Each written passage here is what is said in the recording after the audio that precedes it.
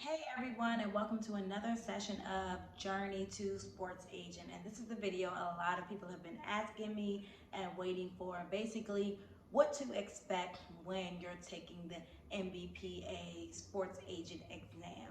So, if you want to know exactly how it went, what to look forward to, what kind of questions were on the test, stay tuned.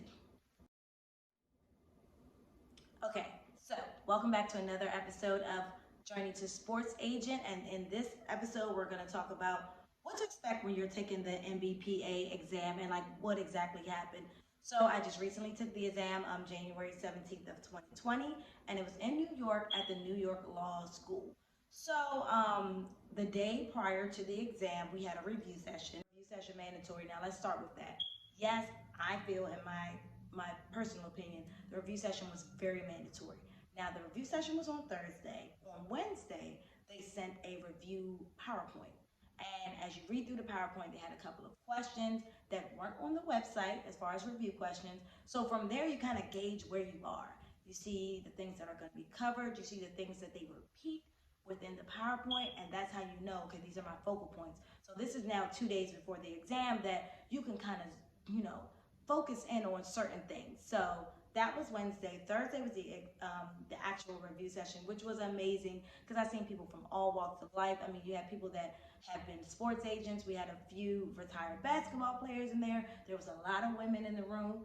I even seen Agent Nicole Lynn. She was there taking her for the exam. So it was just, it was refreshing to get in there and just feel the energy. Everybody was nervous. Some people were very confident. People had binders stacked up to here with notes and stuff. So it was crazy. But the review session was led by Kurt Berger, who's part of the NBPA association, and he was amazing. He told us from the beginning, if I focus on something, this will definitely be on the test. You need to focus on it. If I say, don't worry about it, 9 out of 10 times it's not going to be on the test. And what I will say is that he was very accurate in that. The things that he said don't worry about, I don't think, if I saw it on the test, it was just like very like true or false. If you get fired as an agent, can you then go complain to the parent? Like something like that, where you kind of know the answer to that question. But what I will say, print out the review packet because you can take notes in that actual review packet and bring it with you to the exam, and it is very helpful. Ask as many questions in a review session as you have. Even if you have the same question phrased differently, ask the question because you never know how your perspective will trigger something in someone else to make them ask another question, and then you write a note and then that come back to you. That actually happened to me in the test. I thought I knew that topic pretty solid, and somebody asked a question, and it was really about the rookie scale contract. They give you the scale at 100%. When you're reading in the contract, you see that already teams put a cap hold for 120% of the rookie scale contract, depending on where the player falls. But only 80% is really guaranteed from the beginning. So things like that, when you're calculating, my mind, I'm already thinking 120%. I'm not really thinking about the fact that they're giving us the scale at 100%.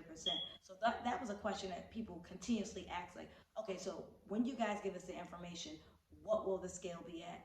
When we're trying to figure out what is guaranteed, what isn't guaranteed, what is the calculation that we will have to use? So just pay attention, ask as many questions as you need to ask, print out the exam, and take as many notes as you need to take. And find a buddy in there. You never know what might happen.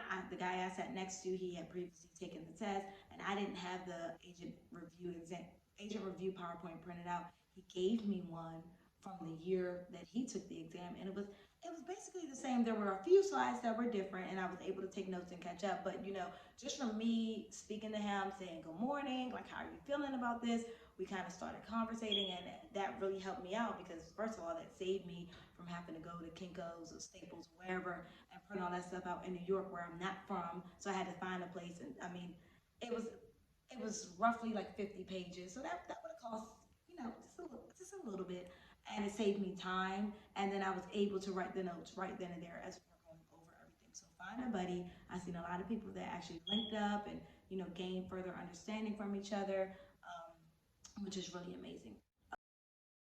through the test was I started from the beginning and I answered every question that I felt comfortable with. If I started reading a question and I was like, this is a little bit above me, I kept going because it's timed. It's a 3-hour test, and you have 50 questions, so that's roughly 3.5 minutes per question. But what you want to make sure is that you answer all of them. And one thing they did say is that you are not penalized for answering or not answering a question. You know how some tests, if you don't answer the question, you lose more points than if you answered it wrong. It's not like that. It's just everything is based off of what you get correct. And you have to get a 42 out of 50, meaning that you could only get 8 questions wrong on the test to pass the exam, which sounds daunting, but if you study the way that I did, it was easy. I mean, within the first 10 questions, I literally took a sigh of relief and I was like, I got this. I'm like well prepared.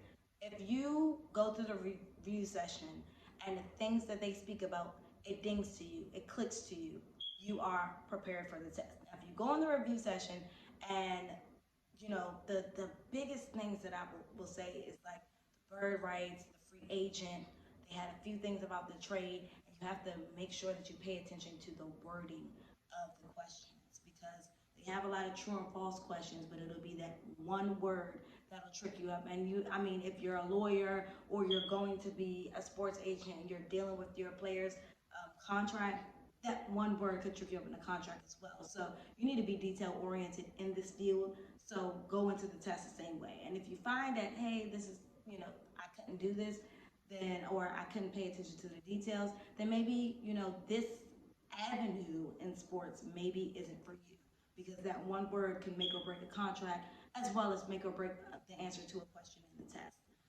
Like I said, there were a lot of true and false questions. It did involve some math, basic math, percentages, things like that, nothing over the top. A lot of people ask me, were there trick questions? And I will say that I don't think that any question was trick, but in the review session, we did go over the rookie scale. And, it's they give us a chart that has 100% of what the salary would be. Now, if rookies coming in the first round, the teams already account for 120% of the salary, right? Only 80% of it is guaranteed, but they give you 100% on the scale. So there is a little bit of tricky math in there, but if you go to the review session, Kurt goes over it numerous times. We do the math in the class. You can write notes, and you can bring those notes with you to the test. So on a few of the questions, I wrote down in the exam, I printed everything out, I wrote down it in the review book, and I was able to go back to that exact question and work through the problem the same way. The same way is for teams that are over the luxury tax, and like what they will have to pay if they're over the tax, over the apron.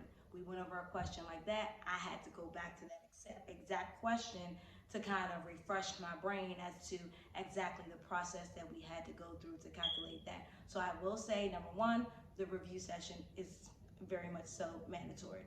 Number two, you need to have printed materials with you. And like I stated in my other videos, which will be somewhere in the link here, you should print everything out when you're studying. Like if you're one of those people where you're laptoping it through, that's cool, that's fine and dandy. But when you actually get in there and you have those questions, your laptop is not with you. What you have is, I've seen people come in with binders this thick with the contracts in there.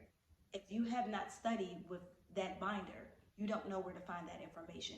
And what you're doing is you're frantically flipping through pages, and that's not going to help you because you only have 3.5 minutes per question. Now, of course, some questions you go through a little bit faster, some a little bit slower, but the reality of the situation is you don't have enough time to flip through 1,000 pages of content to figure it out. So like I did, I studied the exact parts of the test that I needed to in my binder. I highlighted, I wrote notes, I had stickies sticking out like this seems important. The night before the test, I went back through, some of my stickies and I readjusted them so that the day of the test, I was like, oh, okay, this is a question about this. I looked through my stickies, I found that section, and I was able to flip through a few pages to get to where I needed to go. Let me think about other questions that I had. Doing it, one thing they did say, public service announcement. You need to pay your agent dues on time. They do not care if you just recently passed the test. If July 1st rolls around and you have not paid that $2,500 or whatever the scale is, depending on how many players you have, they will decertify you immediately. They say that they send out invoices around April. If I were you, I would save $300, $400, $500 up a month, just so when June rolls around, you can already pay that. I mean, if you're still working your 9 to 5, save some of your tax return to make sure that that happens, because they say it's so sad to see people get certified in February and by July they're decertified. They have to pay $1,500 again. They have to retake the exam, all because they did not pay their agent dues. So we'll say is, if you study for the test the way that I've, in my other videos I've prepared you for, then you'll do perfectly fine. I would say the content came from 30% of the content that you're studying. So once you zoom in and factor into the portion of the test that I'm like, hey, this is what you need to study on, then you'll be perfectly fine. And if you have any more questions for me from this video, I try not to make my videos too long because I know the attention span of people is very short these days. So if you have any questions, feel free to leave it in the comments, or you can email me at Dominique@StapletonSuccess.com. So look out for my other videos coming up this week. I actually did my first prospect call, so I'm going to have a video going out about that, because I want you guys throughout this whole journey with me, from studying for the test. Now I'm actually a certified agent. To me, now it's like, okay, I'm recruiting, I'm having prospect calls, the wins and the losses, the highs and the lows. I'm going to document the whole process. So just stay tuned for my video coming out about my first prospect call, and just basically the process of me recruiting players. I'm going to have basically all the questions that people have been asking me as I'm going out as a new certified agent. Once again, thanks for listening. Thanks for sharing your questions and your comments and your concerns. It's been really touching. People reaching out to me, asking me questions along my journey, and if I can help you in any way, feel free to reach out. Until next time, you know where to find me. Once again, Dominique@StapletonSuccess.com. I've changed my Instagram name to Dominique Stapleton, or Agent Dominique Stapleton. And my websites are still StapletonSuccess.com or StapletonSuccess.info. Until next time.